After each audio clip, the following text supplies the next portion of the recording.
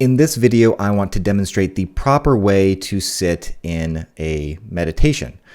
Now, you can sit, of course, in a chair, on a couch, but if you have a meditation cushion or something similar, this is kind of the ideal way to sit, just how I'm demonstrating right here. But let's tackle each individual body part separately. Let's start with the feet and the legs. This gentleman is sitting in a full lotus posture, and you can tell because each foot is folded on top of the other thigh.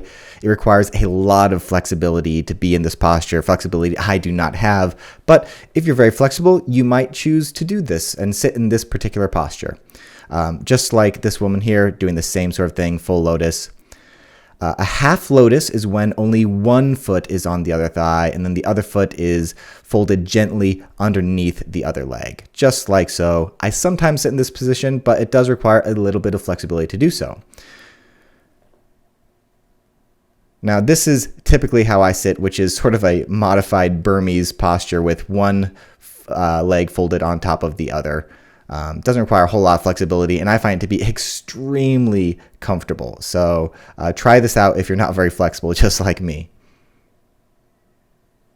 Now, make sure you work with your body. If you can only cross your legs, that is okay too. If you need to adjust somehow, work with your body, find something that is comfortable for you. But let's go ahead and dive into the hands. What should you do with your hands? My hands are typically resting on my knees, just like this woman here. And I find that to be the most comfortable. But you can also have your hands pointed upwards. That's a posture that a lot of people choose, sometimes with the fingers touching, sometimes not touching. It doesn't really matter.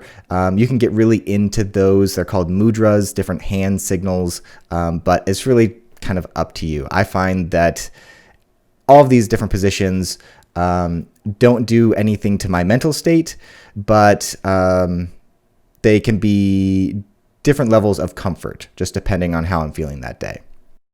Now, you want to position yourself about a foot or so, or maybe 2 feet from a wall, facing a wall. That is ideal.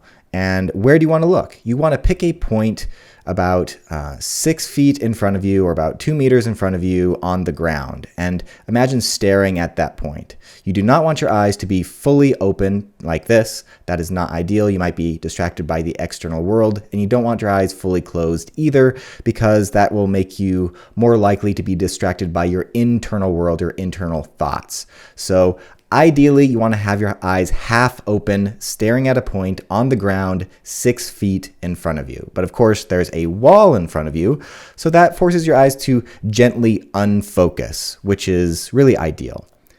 And if you ever get a sore back or uncomfortable, you can feel free to switch into this rest position where you're just sort of hugging your knees. I will sometimes do this if my back gets a little bit sore and rest there for a couple minutes.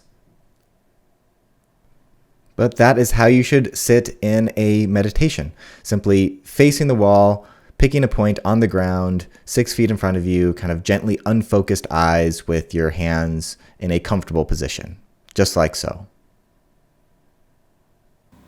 So the next lesson is your very first meditation session. And so you can do it in just the next couple minutes, or maybe save it till tomorrow morning, whenever you want to start this 10-day challenge. And it is going to be a mindfulness meditation that guides you exactly what you need to be doing with your brain as you are meditating. So it makes it very easy to get started. It is with my voice, and you can listen to it multiple times if you'd like. It's going to be between about 10 and 15 minutes long, and you'll find that it's pretty easy to follow along with. But like always, if you have any questions, you can always feel free to ask me.